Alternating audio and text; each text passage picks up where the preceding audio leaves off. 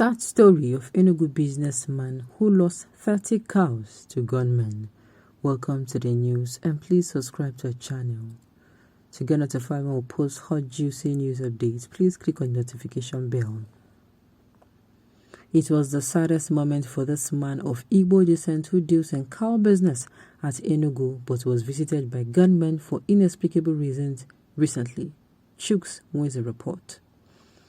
Now I'm going to say whenever, this is what I mean when I say the decisions IPOP takes sometimes, at the end of the day, it is the people who will bear the brunt.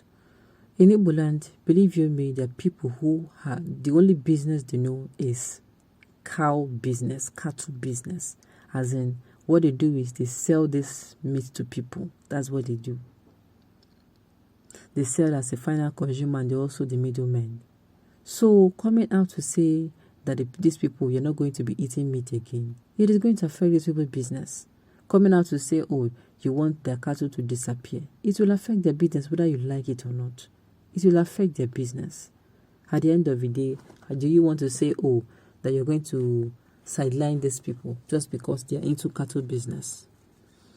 A way should be found around the crisis, sincerely, so that people, innocent people, do not get to suffer. The news in detail, please stay with us. When some people are confronted with a tragedy or disaster, what already comes to their mind is to commit suicide so that they will not live to bear such an unwholesome and unexpected happening. Borrowing the lesson from the late famous writer and author Prof. Chinua Achebe in his epic novel Things Fall Apart, he painted the main character Okonkwo as a man who saw bad days but had lived it to tell a tale of woes. According to Achebe, that particular year rain refused to fall and Okonkwo borrowed some seed yams to augment the existing ones. It happened that rain did not come early, and when it eventually came, it came in torrents that the few yams that survived the drought were washed away.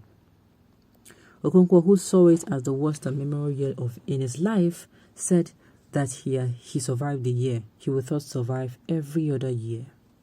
According to Okonkwo, since I survived that year, I'll survive every other year. The study details.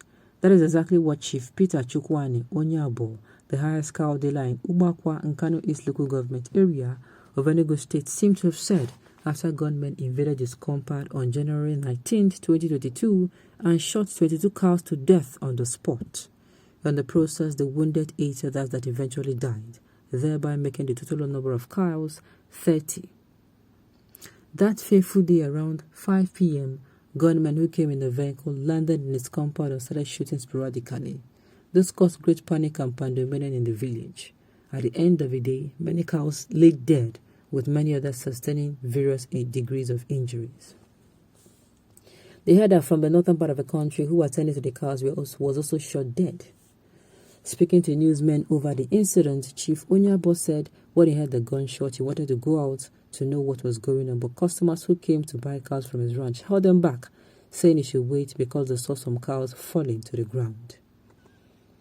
I was with some of my customers when I heard gunshots. I wanted to go out, but my wife and my customers told me not to.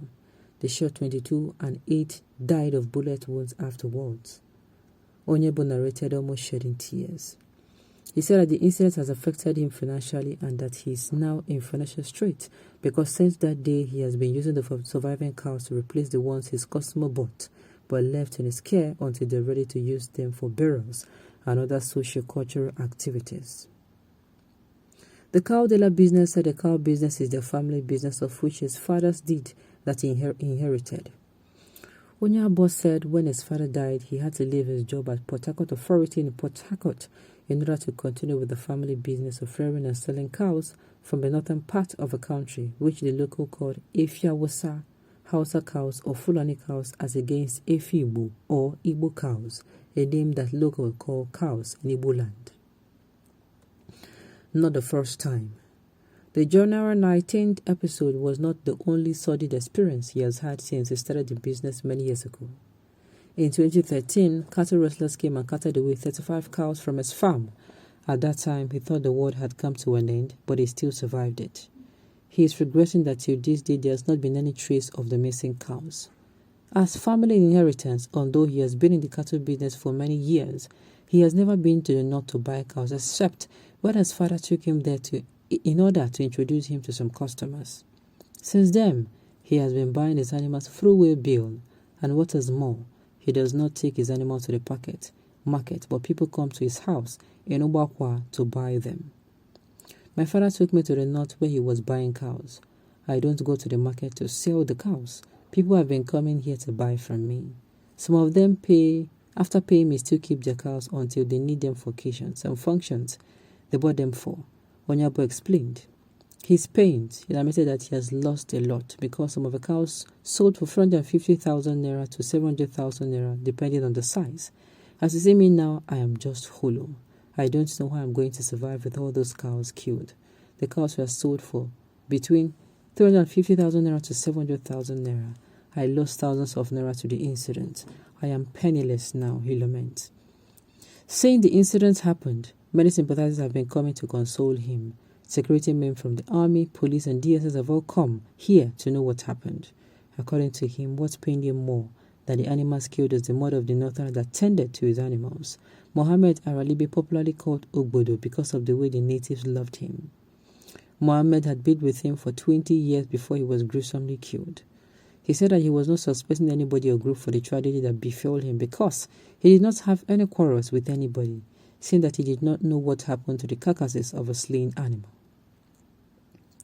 Nobody can say those that were responsible for the Dazali act, but it could be attributed to the handwork of the pro-Biafra agitators who have threatened that from April 2022, they would not want Fulani cows to be sold or bought in Biafra land again, since the Fulani herdsmen have been killing and maiming people because of cows.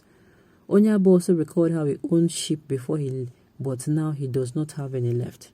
I had 200 sheep today. I do not have any left. Thieves stole them. The cow dealer said the incident has been brought to the knowledge of the state government and that the state government might do something. According to him, Igwe Ima Ugo, who is in charge of the security committee, will tell the governor what happened to see if the government can render any help to him. The 62-year-old cow dealer said that some of his children have started growing interest in the cow, showing interest in the cow business, and may likely take over from him as he took over from his forebearers. It is very sad. I'm sorry for your loss, but if you have listened when the order was given, this one, no. You don't even go there. You don't even go there. You don't even go there at all.